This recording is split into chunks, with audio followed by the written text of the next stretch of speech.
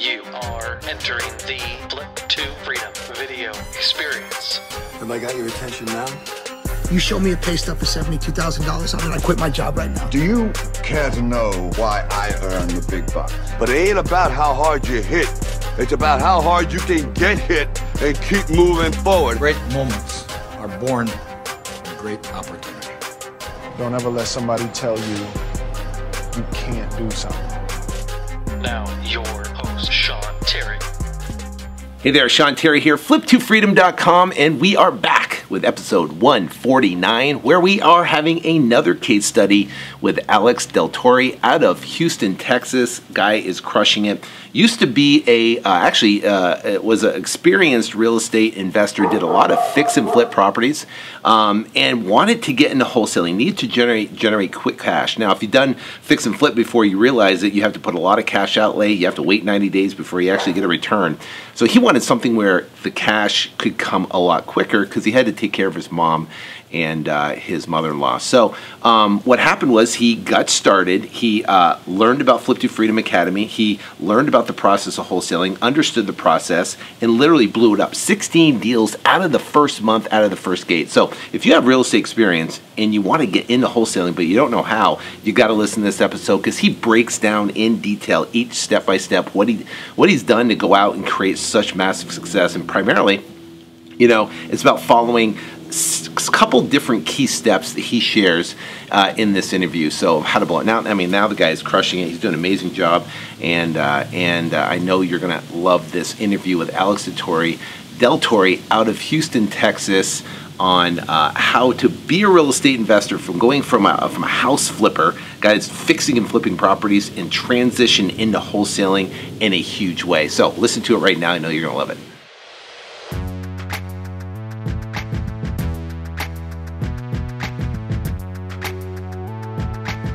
All right, Sean Terry here, and I'm with the man, Mr. Alex Del Torre out of Houston, Texas. What's up, buddy? How you doing? You got Christmas in the background. Looks like you a little bit of faith back there. How you doing? Good, man. How are you? Rocking and rolling here in Phoenix, Arizona. Here, so my wife loves Christmas, so she came into our office while I was on vacation with my family over Thanksgiving, and she just blew it up. I mean, it looked like a winter wonderland in here, so love that though. Can't complain. Yeah, my wife is a Christmas freak. I mean, literally, it takes us an entire week to put Christmas stuff up. You know, between putting all the stuff in the house, getting the tree up, getting the outside lights on, it's like it's a Christmas festival. So. Oh, dude, I wish you could see. There's like 5 trees in here. There's not one. There's like 5 of them. Are you serious? So that's killer. All right, so obviously you were featured as one of the case studies in the webinar that we did there, and you know, people, it's funny when they see a webinar and they see someone that's case studied on there and their success story and what they've done. You know, it's kind of hard to believe. And you're going, are they real? Are they a real person? Did they have struggles in the beginning? How did they kind of work through it and stuff? So I wanted to do this, this kind of interview with you to kind of answer some of those things and kind of get through it. So, you had real estate experience before kind of getting into wholesaling. You were fixing and flipping houses. What did that, transition look like from being a fix and flipper to then having the epiphany saying, oh, I should do wholesaling, and then kind of transitioning into that? So, what's funny is I've been exposed to real estate for a long, long time. And, I'll give you 2 answers. The first answer, a lot of people may already know, is, my wife and my mom got sick. Yeah. And so I had a construction company. We actually did foundation repair, and we made pretty good money. It's like the old saying goes, what gets in the way of a great life is a good life. And I mean, we were fine. There was no problems there, except her disease is my mom got Alzheimer's, well, dementia first, and then Alzheimer's, and my wife ended up getting muscular dystrophy, and she's struggling with the movement. So both of those things happened, and I had to react quickly and figure out a way to generate more money. Right. So again, I knew about wholesaling based on the fact that I bought from wholesalers all the time. I've been to seminars, I've heard it all, and just never really took the leap to do it. Right. a lot was just doubting it, that I didn't think it worked. I also figured, you know, I didn't know a whole lot about marketing. So that's the main thing, I think, was marketing. I didn't know how to do it. I didn't know what to do. And so when, you know, and I keep, you know, every time I see you, I walk up to you and hug you and thank you so much for changing my life, because, you know, I got the course on December 29th, I think it was, and of 2015. And I went through it like literally that whole weekend. I remember it was New Year's Eve weekend. That whole weekend we were off, and I went through I like nonstop. We really just stopped to eat and just continued to immerse myself in it. But I also started applying it right away. As you know, it said, okay, go get a website. Went and got a website. Went with Investor Carrot, and then I got an AdWords account. Used the AdWords, and so I mean, I did everything according to the way you said it. I figured, you know, I wasn't gonna change it. I'm pretty big, you know, implementer. So if you tell me to do something, I'll do it, kind of thing. So I went through the motions and did it all exactly like you said. And you know, what's funny is you also have on there, you know, the different personality types. So I went through all that. Yeah. Had my little, you know, help me, you know, just kind of question them and figure out what type of personality types they were. And then I went through the objection annihilation. I mean, I did the whole thing during the whole weekend. And I mean, our first month I did, keep in mind by myself, I did like 16 deals. Right. And what's crazy about it is, you know, as I was in the middle of it, I couldn't believe it. You know, it's funny, but you're in it and you still can't believe it. And because of the fact that I was afraid and I didn't know what to do, and you know, I have a lot of friends that are in real estate. To this day, they are. And so I was able to approach people and say, hey, look, I got a deal. Here's what it looks like. And because I was a flipper, I knew the numbers. So I knew what the numbers looked like. So I knew what a good deal was. But I didn't know how to wholesale, right? So I ended up JVing with a lot of people.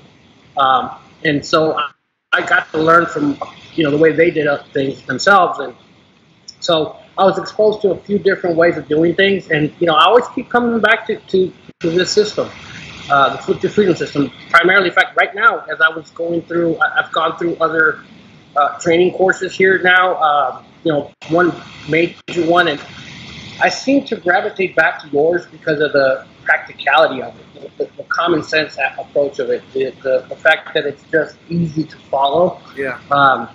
And you know, maybe there's something out there that I haven't heard of, but as of right now, I'd say it's one of the best ones out there, because it's a step-by-step process, and if you don't change it, it works. You know, I've tried different marketing concepts, right?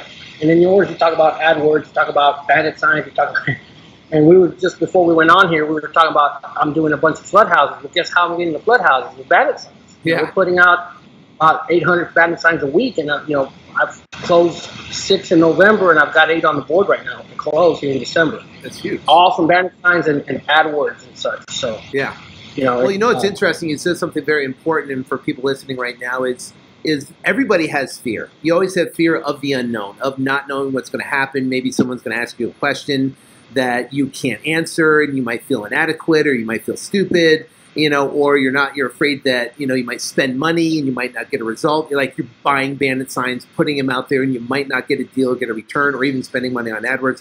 So there's a lot of these things where we project all these pictures of what could go wrong, you know, but what overcomes that, and you said it, massive action. If you take massive action and you just move forward taking that action, it will eliminate that fear, because you're going to be so busy talking to sellers, making offers, going on appointments, putting out signs, doing stuff, getting a banner, getting your website, getting everything done. You're going to be too busy doing stuff that you're not going to sit around projecting all these fears of what could happen. The only time you have massive fear, if you're sitting there projecting, you're sitting around on the couch going, oh my gosh, all this stuff can happen. But if you're knee deep into it and you got 16 deals going on and you got sellers calling, buyers calling, you don't have time to be fearful, right? You're just going full force ahead, you know. Yeah, so, fake it till you make it, right? Yeah, that's kind of what I did. So, but I will say, you know, let me add one thing to that. You know, don't be afraid of splitting the deals. You know, especially if it's in the beginning. Everybody, you know, one of the first things I learned was to not be afraid of a lack of deal flow. If you market, you're gonna get deals. Yeah. And when you have deals, you're less greedy or less, you know, trying to squeeze every penny out of the deal. It's about getting the deal done and on to the next.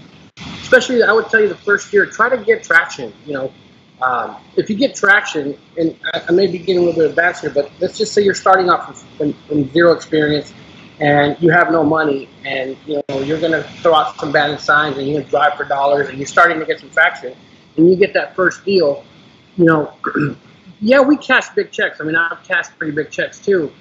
But, you know, I wasn't afraid of making $6,000 in my first deal, the first couple of deals. Yeah. You know, it was marketing money. And I was able to keep feeding that machine. And, you know, the other thing, too, is if you're living off of, you know, you continue to live off of your income, regular income, if you have a job, and you're doing this on the side to start replacing your income, you know, you can take all of your money and put it right back into the business. That'll help the business grow faster. Mm-hmm. So the way you get massive action is by, you know, by getting massive results, by putting massive action. Try to put money towards it and action, of course. You know, taking steps, going out, putting out banner signs in the middle of the afternoon or the evening, and you know, driving around, driving for dollars. I did that. I still do that to this day, even when I go out. That's another thing. Oh yeah. You know, when you're going out onto the appointment, you know, leave 15, 20 minutes early. Drive around the neighborhood. Drive the comps and write down addresses and stuff. I mean, I would say that there's nothing right now out there that someone could come up with and say, oh man, that's never been done before. It's just everything works. You just have to do it, right? Right. And so, you know, everything you said to do in your system, I did it. And I mean, that's, and people ask me all the time, man, is there something that Sean told you, you know, or is there something you learned in the boardroom or that we don't know about? Like, no, dude, there's nothing. It's, you know, if you get around us, you'll hear us. We're all bloodied and scarred. And, you know, we've got all these kind of war stories. It's all about hard-ass work. I mean, that's ultimately what we have to do. That's true. You know, people come in, they think they're going to just press the easy button, and all of a sudden they're going to be flooded with, you know, deals, and checks, and money and stuff like that. And you know, but you know, there would be no value to it. There would be no, you know what I mean? It's like if it was that easy, and then everybody would do it. But that's what gives us a niche, that we're willing to put forth that extra effort, that extra energy, the extra, you know, when there is no income, to create income literally out of thin air, which is amazing. You know, so let's go back to those 16 deals that you did, and let's go back to the actual that first deal, the one where that first lead that came in and you started. Where did that come from? Did that come from Google AdWords, or did that come from Bandit Signs? Yeah. So the first thing I did was AdWords. You know, and I was able to set aside a portion of my savings. It wasn't a lot in the beginning. It was, I think I probably set a budget of $2,000 and initially went in and you know, put that to work immediately. Yeah. And I mean, keep in mind back a couple of years ago, the internet you could buy, you know, AdWords for $20 a click, $30 a click. So it was $2,000 got you a lot more than it does today. It takes you a lot further. But long story short, I was able to do it, and I mean, I started getting immediate, you know, people. So you put your website up, you put your AdWords up, calls started, you know, or calls or leads started to come in. Right. That was probably exciting, right? You're probably going, holy cow, I'm getting leads. This is working, you know? Yep. Yeah. And it's funny how you say that, and you know, looking back, you know, it was just 2 years ago, but it almost feels like an eternity. Yeah, it does. But, you know, I remember, I still feel the nervousness. I was on the phone with them, and I was shaking, and I was like, okay, I don't know what to ask. So I was reading the script, you know, the script that you give us. I was going through it, and I could tell myself that I was sounding like a machine, you know, like a robot, right? I needed to be more natural. And so that's one of the, as I went through that, luckily the seller didn't know any different, so they set up an appointment. I went out there and brought a contract with me, and you know, immediately showed confidence, needed confidence. I knew it was a deal from the moment. I mean, I knew that at the worst case, if I couldn't wholesale it, I would keep it. Right. So that's coming from too. So I was able to see confidence, and that made me get the deal right then and there. But you know, I was scared to death. I mean, I was sweating bricks, and you know, long story short, it told me immediately right there. I promised myself that I would practice, and I started practicing the script. You know, I would stand in front of a mirror. I would record myself, and as I was driving to appointments, I kept, you know, playing it so that I subconsciously remember it. And now to this day, I can literally recite the script, you know, from memory, because I made sure for the first month it just kept repeating it to myself. Also, it puts you in a better state when you walk into the house, right? You come in from the point. I read a book somewhere where you don't practice at the game, you practice in practice, and you perform at the game. Right. And so it resonated with me, and I started making sure that I practiced consistently. I would get different people and, you know, just do calls, like, you know, have them go through scripts and or have them go through different scenarios with me. And, you know, my wife, my daughters, I get my friends, cousins, anybody I can get to just kind of play along with me, and I would take their objections. I think that's the biggest thing that really catapulted me, was taking their objections from the objection annihilation, taking those objections and being able to confidently respond back to them. Right. Made it easy to close a deal. I mean, it just happened to close. There was motivation, there was equity. Now it's just a matter of getting them to sign the contract, right? So that really helped a lot. Yeah, I think you said two really key points. Yeah, two really key points I thought is important. Number one is practice. So a lot of people get in and they talk to a seller and they don't have confidence and they screw up and they beat themselves up. They go, oh my gosh, I'm terrible, I suck, I'm terrible at this, I'm never going to be able to do it. And they beat themselves up instead of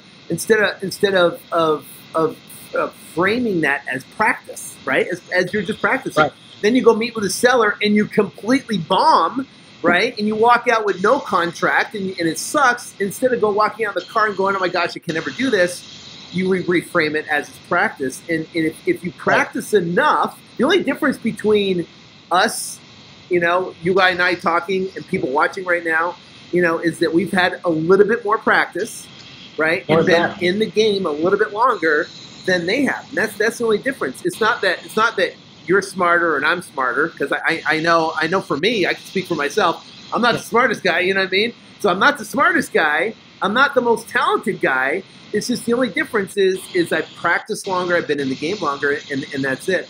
The second thing you said is about confidently going in and talking to the seller. You know, a seller can smell fear or unconfidence like a dog can smell fear. So if you're walking in and you're unconfident in yourself, guess what? The seller's going to be able to smell that. So, but if you can walk in and you can act as if you're a rock star, act as if you're a competent, seasoned real estate investor, even if you're not, right? It's almost like you're putting on the mask of this great investor, and you're walking in and you're acting as if. But guess what? If you do that, they're not going to know. The seller doesn't know that you've only been in the deal for a week, or 2 weeks, But that confidence is something that can be. They call it fake it till you make it. That's not go buy a Lamborghini when you don't have any money. It's about faking your confidence, before you're going in and before you have it. And eventually, guess what? By the third, fourth, fifth deal, you'll walk in with no problem, and you'll have confidence, right? So, I think that's important. Yeah, and I mean, within, and I go back to what you said a minute ago, was the difference between anyone watching right now and you or me, because I would, I can only imagine people looking at me like I looked at you, and I was like, when you walk in the room, I'm like, shit, that's Sean Terry, right? That's the guy on the videos, that's the guy that preaches, and so, here in Houston, I've had a lot of people come up to me like, man, is that really true? Like, dude, every word of it is true. I did not know anything. I mean, I literally started from nothing. And I say start from nothing, no experience in wholesaling, because I had the experience of flipping. And that probably gives a little bit of confidence, but I'll tell you right now, people that are in sales, people that are in any kind of, customer service, and you know how to deal with people. Because at the end of the day, if you start looking at it, we really solve problems. We don't buy houses. And I tell everyone that works, look, if you figure out what the problem is and you can solve that, the reward is the house. We get the house. Yeah. And so, because this is a people business. We're in real estate. We're dealing with real estate, but it's about people. Right. Exactly. Yeah. And if you solve the problem, you buy the house. So that's why I say, if anyone's out there thinking, man, should I get into it? I think the numbers are important, no doubt.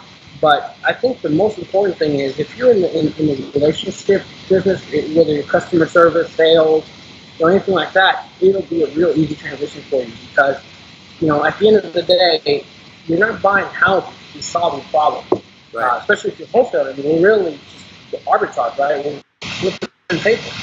And so, it's, anyone that has any doubt of whether they should do it or not, I would tell you right now, I mean, what do you have to lose? I mean, at the end of the day, if you don't invest in yourself, you're not going to get anywhere.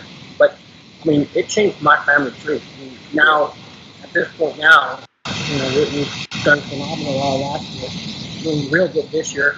Like any business, right? We have growing pains. I was telling you earlier, I've lost my transaction coordinator and my lead manager recently. And so I'm basically down to me and my wife are doing it right now. We're just putting that out to hire. But, just because you're in the trenches and you need to hire someone, you mentioned it, you very well for this. You don't want to hire just anyone. You want to hire someone that'll come in and be an asset to your team, right? Because now we started quantifying people as part of what our resources are. Right. As opposed to just having employees, they're resources. And so once you start looking and running it, that's the other thing that I'll say, which is the flip side. I think the program is great about getting you started, but it's also great about scaling it and how to run it as a business. I don't think anyone else out there has ever, and this comes a lot from the 100K wholesale program. Right. Is how to see like a business. How to, you got positions that you need to hire for. What are their trades? What is it that you need to hire for? And then another thing that I've also really took a lot to heart was the biggest challenge I had was I started hiring people. And at the end of the day, it's still my boat. It's still my ship. I'm still the captain. So I learned really quickly that I want to hire. When I market, the message I put out, it matters for the kind of clientele that I get, the kind of sellers that I get. Right. Make some of the buyers we get, right? I'm a driver, I'm analytical. So I tend to gravitate more towards that, and those are action takers. So my message is about action. My marketing message is about action. So I didn't hire that way. I kind of hired, nice people with friends and that kind of stuff. Now I'm actually looking for people that come on board that can mesh with me and my company because, we're fast house buyers, not slow house buyers, right? Right. I tell people that joke. At the end of the day, it's about action. And if you're not, if you don't know what your avatar for your client is, meaning your seller, the message that you put out looking for that type of seller, you also have to put that out for the type of people you hire. So, it's always a learning experience, and you never ever stop. I mean, but I tell you right now, I get up in the morning excited. Yeah. I'm having the best time of my life. I was able to take off 2 weeks this year for vacation, one in the summer with my family, and one recently by myself. And it's 2 years ago. I mean, what can I say? 2 years ago, I couldn't have done. So now you have so let's say you got that first deal, you did that 16 your first month, you crushed it. So what was your method of making it consistent? Like consistent to where you consistently had income coming in, it was predictable, and it might have taken you 6 months to do it, or maybe a couple months to do it. But what made it? It was just literally turning on and scaling the AdWords up, so you got leads coming in, or what? That's it. Spend the marketing first. It's kind of like tithing or anything else that you do. You talk it first, or take the marketing money and spend it right away. So anytime we did a deal, I would calculate about $2,000 to $3,000. Back then it was less, but $2,000 to $3,000 per deal acquisition. So we take that and just immediately drop it right back in that account and drop it in that bucket and just turn it up. So if we had more money to spend, one thing I think, if I had more money to spend on marketing, particularly a marketing channel that gives you quick results, right? So like if you put out bad signs, you'll get calls. If you put out AdWords, you'll get calls. With mail, it may be a little bit slower, so we're probably more of a staggered. That's why I've never really been into mail. Not that it's not good, I just never did it. But I went after that instant gratification, I guess, right? So I was you want results now. Yeah, and I kept throwing money at it. And what happened was, at one point I think we spent 30 grand one month. And not 1 month, multiple months. And that's how we scaled it. I mean, that's how we were doing. I think we did 16 in November, January. We did about 7 in February. And then at that point, the reason we took a a dive in February was I still didn't believe it. So keep in mind, I had just done 6 months and I still didn't believe it. So back in like March, that's when I said, okay, if I related money equals deals. So I started throwing more money at it, and then just started coming in. At that point, we just didn't stop all year. Yeah, that's what I tell people. It's like consistency is all about reinvesting back into marketing. So you reinvested $2,000 to $3,000 a deal back into marketing. That was your number. You know, it could be 15%. Our business, we reinvest 25% of all of our deals that come in, and we reinvest that back into marketing. And what we have done to keep it consistent is we take, you know, the revenue over a 5-week period, and we add it all up, divide it by 5, and then that gives us it gives us a marketing budget that goes like this. And because I would go make, you know, $100,000 for the week, and I go 25%, boom, spend 25 grand, and then we get deals coming in, but then you'd have a 10 grand week, you know, a 20 grand week, a 5 grand week. You know, then we're tight on the marketing budget. You know, then I always can track and expand the marketing budget based upon the weeks that came in. But once we realized that we were just averaged it out over a 5-week period, then the marketing budget just went like this, and now you're keeping that number fairly consistent. It keeps that marketing fairly consistent every week. So. Right. Well, the other side is it works, right? So if you throw money out, the other thing that I learned real quickly was you throw the money out and you don't have the way to intake all those leads and process them, and you know you have a lot of deals that just fall out of the woodwork, and because you can handle them, right? So there's also that. I mean, because again, you know, I want to make sure that if there's anybody out there listening, the one thing I'll tell you is you have to believe that if you put money in marketing, it works. Period. I don't care who you are. I don't care if you know. The deals will come. Now, you have to get good at closing them, because that's the second side of that. But the front side of it is, if you put money in marketing, the marketing will create the leads, and they will come in. That's the one thing I guess I always had fear about, and that's what the difference was from January, no doubt, February, like, man, I don't know if it'll work. And then in March, that's when I figured it out, and I started turning it up. Right. And it was the fact that I knew it like the sun would rise, that if I put money into marketing, I would get the lead. Yeah, and it's like, we track our ROI, you know, over our AdWords spend, our direct mail spend and stuff like that. And AdWords has been consistently upwards to 400% ROI. Well, where can you go in the stock market? What investment can you invest and get 400% ROI? I mean, you can't do it in gold. You can't, unless you get some penny stock that you get that blows up. But this is a consistent year-over-year 400+% ROI, which is unheard of, you know, in any other type of venue. You know what I mean? Yeah, it's like a little ATM machine, right? You stick $1 in and it puts out $3 or $4 back every time. So yeah, you have scaling issues, and that's the part I won't deny that. Well, why don't you do more of it? Well, the reality is you have the personnel situation where you have to train the right people to do it, and then now they got to close because now you get slumps, and I think that's another thing to be important to let people know is what happens when you make it. Is the second part is you're going to have to learn how to run a business. You know, you're not just in the wholesaling business. You could do it. I mean, I'm doing it now, and we're making a boatload because now I get to keep 100% of it. But I think one of the key things that I learned from you was it's a lifestyle-driven business. Create the lifestyle, let the business, let the business give you the money for the lifestyle.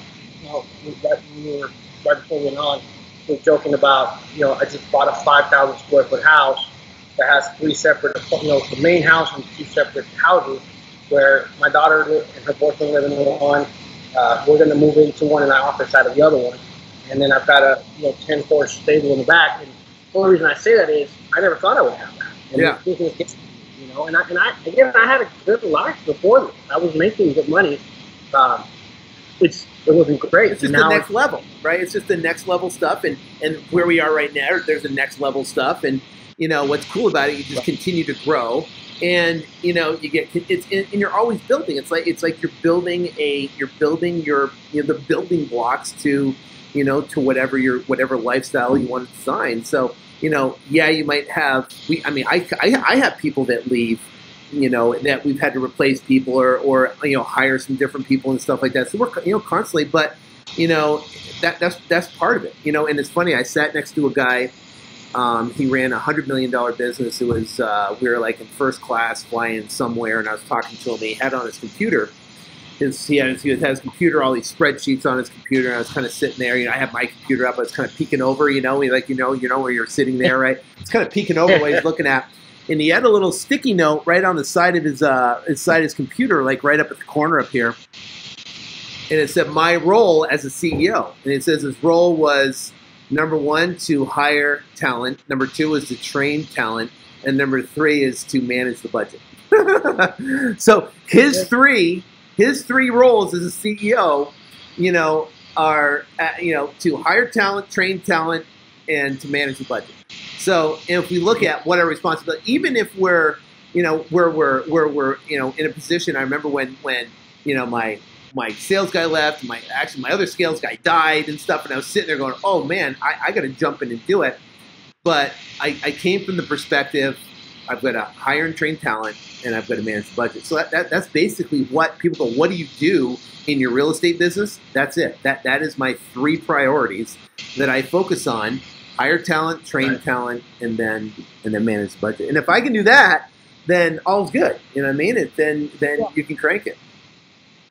And I know people that want to be solopreneurs, and you know, I've actually thrown that idea around with my wife, you know, just not having the big machine. But you know, me being who I am, I just can't do it. Small. But hey, you can make a great living, you know, flipping 2 or 3 houses a month by yourself, running, you know, dropping having an AdWords campaign, spending a couple grand a month, dropping, you know, 1,500, 2,000 mailers, have leads coming in. You can make $200,000-$300,000 a year, $200,000-$300,000 a year working for yourself. You know, probably spend $50,000-$60,000 in marketing, make $250,000. You know, having a blast. You know, but still, it's like, if you leave for a month, what happened? And I did that. I did that for years. I was the sole guy running, doing everything, making great money. But then, you know, I go out to California for a month, to my beach house in California, and I come back and I'd have no business. You know what I mean? I have to basically ramp it all up again, get the marketing out there, start targeting the sellers, ramp it up, and you know. But now it's cool. I can go for a month and come back, and there's more money in the bank than when I left. You know? Yeah, and you know, I tell you, because you know, going back to the initial question you had, you know, how did you get started and all that. You know, coming from that place and being in that place again, people will probably have their eyes glazed over right now, thinking, man, these guys are talking about, you know, $1 million transactions, $1 million businesses. We've sat in the boardroom, and it wasn't just one of us. You know, one two, a lot of us that were in there and just watching each other on. But one of the things I'll tell you is, you do want to have that goal, and I guess I'm saying what I do. Right. I do want to have the goal. I always want to have that, because it gets you to where you're going. But I also come right back to get the very next deal, get the very next deal. And if you're coming from the beginning, you're starting out, you're trying. Just don't worry about having a you know, five-man operation and having a $30,000 advertising budget and you know, $500,000 a year, $1 million a year business. Just get to the next deal, because that is what this is all about. I tell my employees, the most important thing in this business is getting the signature on the contract. If you just focus on that and do that over and over, because at the end of the day, especially in wholesaling, you're trading paper. So that one piece of paper is worth $10,000, $15,000, $20,000, $50,000, right? So worry about getting the contract. And if you go back to just, how do I get my first one? How do I get my second one? And just build it up. But you know, go back and do the principles of reinvesting your business, you know, or even in you, right? Because ultimately, you'll learn more, do better. You know, there's different. You know, I know even with you, I still to this day buy programs. You know, I go to all the events. I do too. I buy programs. I go to masterminds. You know, it's like, yeah, because education doesn't stop. You know what I mean? There's continued education where you want to get better in everything you do. Absolutely, and I mean it's you know, if you just focus on the very principles, and you know, I was telling you again offline that one of the things now is I went right back. I've bought other people's courses. I've tried other things, and you know, I just realized that to me something that resonates with me is simplicity, right? The beauty of simplicity. If it's simple and it works, just do that over and over. And what's funny is it stopped getting sexy, or it stopped getting, you know, it's not on TV, or you know, there's no film about it or anything.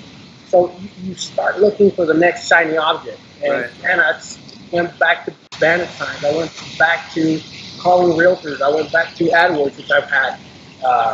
And I just went back to the simple, and I went back to taking people through the steps of the sale process, and you know, everything you teach, just go back to the simple things. Get the house under contract. But don't worry about anything else.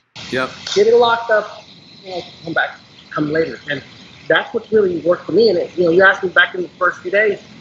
I think that was the main thing, is I just focused on the very next deal for the first 2 or 3 months. And I didn't realize the business side of it till about month 3. And then, you know, that's when I started looking at it more of a business. Initially, it was just a way to make money, and the money was good. I mean, it was great, but it was definitely me running everywhere. So my first hire was a transaction coordinator. To this day, it's the part I hate the most. And so hired that. Then the second thing I did was hire a sales assistant / lead coordinator. So they would do all the initial intake and all the follow-up for me. And then after that, I started my own sales guy. And now, I think I showed you before, but we've actually gone to Atlanta, we've got to Dallas and San Antonio. And I've done deals outside of Houston, about Victoria and other parts outside of Houston. And so I was trying to scale it big. And I'm not saying I wouldn't go back to that, but I also realized that by me working so hard, I was losing out being with my family and my wife and my kids. And so I was like, okay, well, can I do all that just here in Houston? And so I started bringing it back in. Yeah. It was funny as hell. You know, my spread started getting bigger. I wasn't as worried as much. My marketing is just so more refined now. I mean, my cost per lead has gone down dramatically. If I tell you what the cost per leads are now, people just freak out. Yep. Well, you know what's amazing? It's like people ask me all the time, they go, why aren't you doing deals outside of Phoenix? Well, there's, you know, 2,500 transactions that happen in Phoenix that are cash a month, right? And there's about 1,000 of them that happen at 50 cents on the dollar, right? So, you know, and I'm getting maybe 20 of them, 15 or 20 of them a month, maybe 25, you know what I mean? And our average spreads are about 18,000. So I'm looking at that going, well, you know, I got a lot more room to be everywhere in one market. Instead, I start branching out on all 10 different markets, and then you create more systems you have to manage, people you have to manage, and stuff like that. Right. And instead of doing that, so I asked you that question. I was one of the ones that asked you that question. I remember I was in the boardroom, and it was between breaks, between someone else going up there, and I was like, Sean, why don't you, you know, you have the capacity to do a lot more deals, do a lot more. I mean, you probably have connections to where you could do deals all over the country, and you're like, dude, it's a lifestyle-driven business. It's got to give me enough for the lifestyle I want. If it gives me that, I'm good. Right. And I didn't get it back then, right? I was in growth mode, and I still am, but I now, you know, once you get around enough people and you start figuring out that it's a bottomless pit, you can literally make it as big as you want, but it also can suck a lot of life out of you. And you know, I get it. There might be single guys out there, single women out there who have the energy and the drive, and then they want to go do it. You can do a nationwide business, but I'll also tell you that, you know, if you learn how to manage your business, manage the deal, manage the amount of money you spend in it, the amount of time you spend in it, right? I mean, as soon as I get off this interview, I'm going to go play racquetball with a friend of mine who's actually my lender. And then from there, we're going to go meet up with a couple other guys and have beers and sushi. I mean, dude, it's not like you have to drive. And you know, we made $50,000 last month with Warren Pace to make $80 this month. I mean, and that was what I made all year. Well, you know what's cool? That was what once people understand that this business is not a means to an end, this business is a means to invest in real estate to generate cash flow. So the thing is, what, you know, because there's active income to where you have to actively generate $50,000 to $80,000 a month. But what if you could use that for the end goal, and maybe it takes 5 years, maybe it takes 10 years. Let's say it takes you 10 years. But now you have a portfolio of properties, you know, multifamily properties, duplex, triplex, you know, whatever, you know, 100-unit plans, and that produces $80,000 a month with no activity. So now you have cash flow with no activity coming in. That's why we do this, you know, and the goal is to create the business, to give us the lifestyle so we don't sacrifice our family, sacrifice everything through the 5 to 10 years of building that. But the 5 to 10 years of building it, we have a lifestyle business, we take that excess cash, we throw it in the cash flow assets, like buying your house right here that you're talking about and stuff like that, and buying other cash flow assets, for the goal of saying, hey, I need $100,000 a month cash flow every month to live on. Some people it might be $10,000 a month. If you make $10,000 a month cash flow, and that's good, you know what I mean? Well, guess what? It might take you 3 years to get it. It might take you 5 years to get it. But if it takes you 5 years, you know, now, you know, if you want to take your foot off the gas indefinitely, you can, right? Because you have a cash flow asset. Do 5 deals a year, you know, spread of a 20. I mean, I'm in Houston with, you know, our spreads per deal average is not as good as other parts of the country. But if somebody out there that's listening in LA or, you know, California, Florida, I mean, give you 1,000 names, but bottom line is you do 20K transactions. If you're in a 9-to-5 job and you're not the CEO or the VP or something like that, you're probably working 40, 50, 60 hours a week, right? And you're probably making 120, 200K maybe. You know, and I'm talking about top level, but the rest of us, we were all making 80K and thought we were better than the Joneses. You can do that part-time in this business. I mean, you can literally make 100K a year part-time. Yeah. It's just drive for dollars 1 day a week, get 10 houses. Put bandit signs up on weekends, and that's it, and wait for the calls to come in. That's it. I mean, yeah. You know, and here's the other thing I'll tell you, and then maybe I shouldn't say this because I've got employees and stuff that are probably going to watch this. One of the things about this business has a real low point of entry. Meaning, you can get into this business with $200. I mean, if you have gas money, you can go drive for dollars. If you have $500, you can go out and buy bandit signs. The average, what I've seen anyway, is 300 signs will get me a house. So if you use that formula and you go out and start putting 300 signs out, the odds are you'll probably get a house. You know, maybe it takes 600 signs, but you end up with 2 houses. Ultimately, the idea behind it is, and you can do with $1,000, you go out and start this business. If you go out and mail, I mean, I know people, heck, I think it was a bet, if I'm not mistaken, because you know me, I to this day I still don't mail. I think I made a bet with someone that I did 1,000 postcards and ended up buying a house out of it. And it worked so well, I never did it again. But yeah. So I'm just saying that I did it as a side bet. I think I spent like $700 and ended up buying a house. I mean, what I'm trying to say is you don't need a lot of money. You need action. You need to do. You need to just go out and do. And here's something else too. You know, again, I did it. If you don't know what to do sometimes, take, you know, don't be afraid to invest in you. Don't be afraid to. And I think Albert Einstein said this, or Benjamin Franklin, you know, the most important thing you can invest in is yourself, because you can control yourself, your actions, your thoughts, and so if you invest in yourself and you go out and figure it out, I mean, it's the whole giving the man a fish and teaching him how to fish. Yeah. Right? I mean, it'll change your family tree. It'll change your life, especially if you take action. That's awesome. All right, so last question. So let's say you're a guy, you bought the Flip2Freedom Academy course, you haven't done a deal yet, you're watching this right now, right? And you've seen me on the webinar, seen you this right here, and he hasn't really done anything yet, but he's kind of, you know, maybe he or she haven't really done anything yet, but they're so excited, they want to get forward. What would be the first thing that you would tell them to do, you know, and they could get the fastest results? like bandit signs? Well, if you're talking about technical stuff or you're talking about mindset, because I think it's two different things, right? And I think if they have to address both.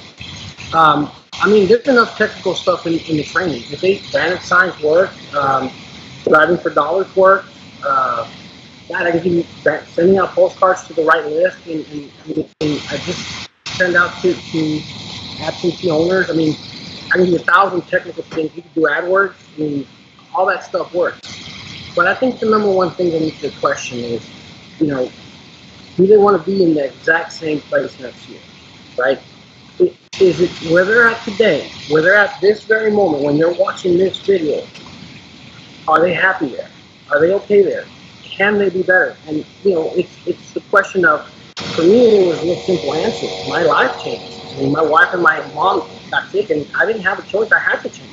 Right. So the question is, you might be happy today, but what if something happened in your life and you couldn't, you know, they say money doesn't have to buy happiness, but it does help with certain things. And this was, you know, for my mom, was getting her a place to stay, you know, because it's, you know, she needed help, right? Right. And it's a money problem. I tell people the only thing that solves the money problem is money. So if you have a problem that has it's because of money, and you can't solve it because you don't have money, you'll never forgive yourself, because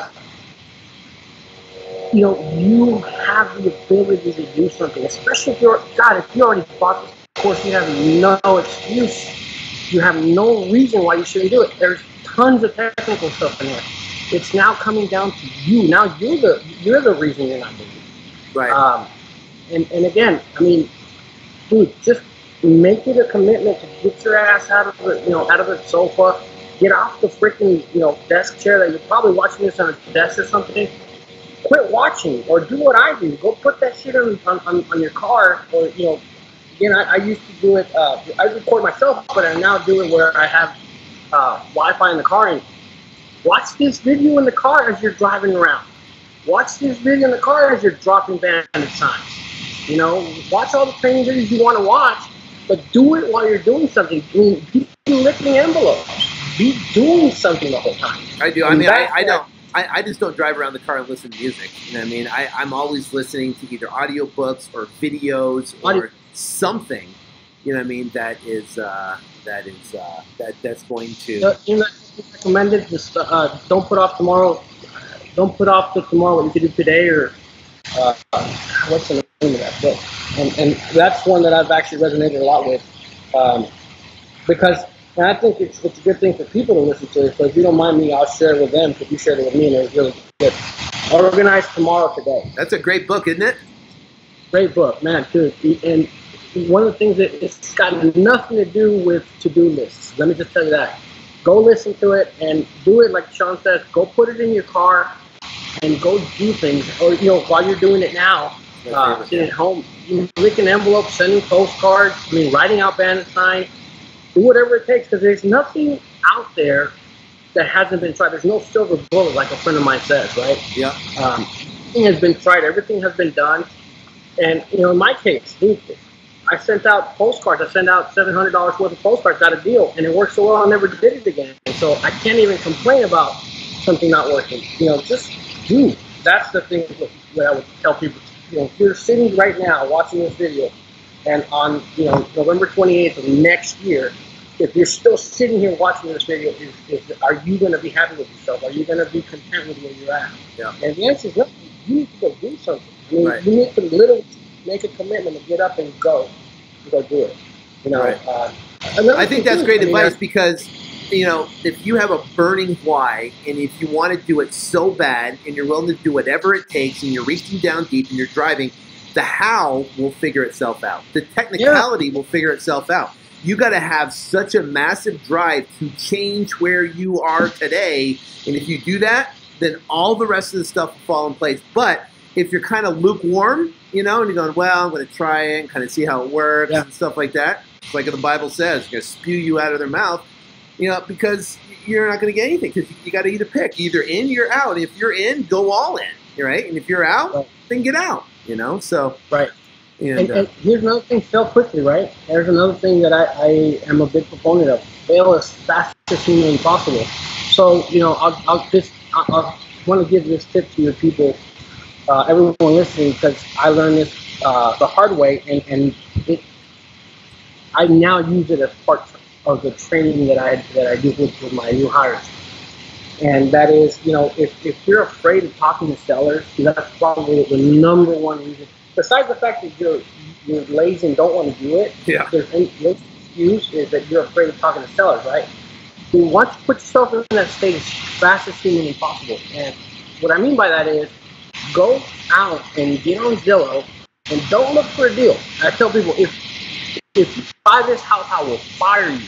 I want you to go and mess it up as bad as you can mess it up. So I want them to go out there and talk to the seller, ask them all the motivation questions, ask them all the equity questions, ask them, and I'm talking about not a pretty house, not even an ugly house. Anybody that's on Zillow or Craigslist or anything like that, because what that's going to do is the fact that I don't want you to buy the house, the fact that I'm expecting you to fail, it releases all the pressure.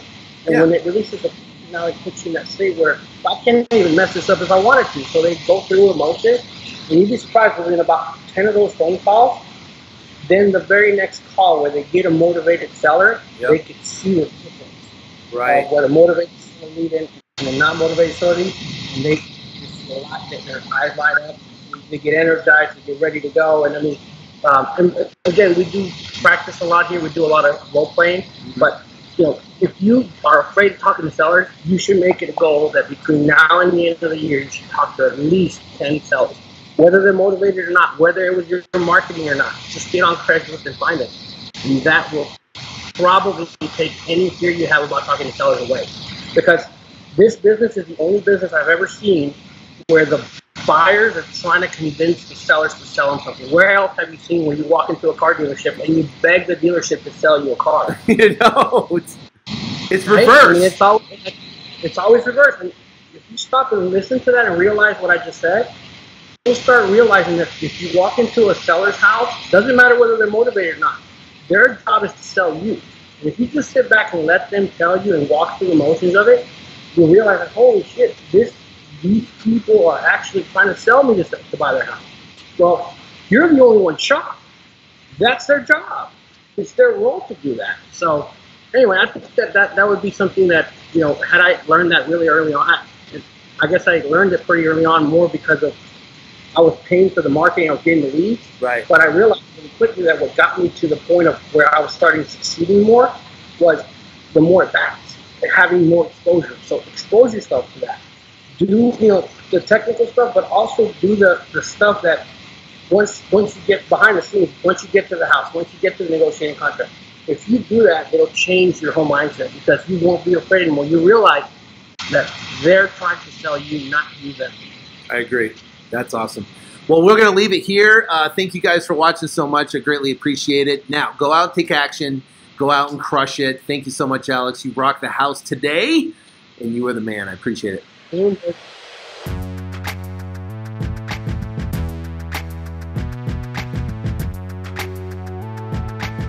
All right, I hope you loved Alex Del Torre. Great job, buddy. Really appreciate your time in doing these case studies. Hope you loved the interview. Now, listen, if you want to learn how he did what he did, if you want to understand what the process is, the step-by-step process to go out and get results, go to flip2freedom.com, flip2freedom.com. If you go there, I actually wrote a book that you can download for free, a 129-page book that I've had people say they spent well over $1,000 for the same information I give for free. And it's no fluff. It's actually detailed step-by-step, which is great. Also, I have, you know, right now close to 150 episodes right now, 149 now, with detailed specifics on exactly what to do. All the how-to information that you're looking for is in these episodes step by step. So go there, download the information, dive into the podcast, and I know you're gonna love it. So I'll see you on maybe on the next webinar. I'll see you in the next episode. Take care and God bless.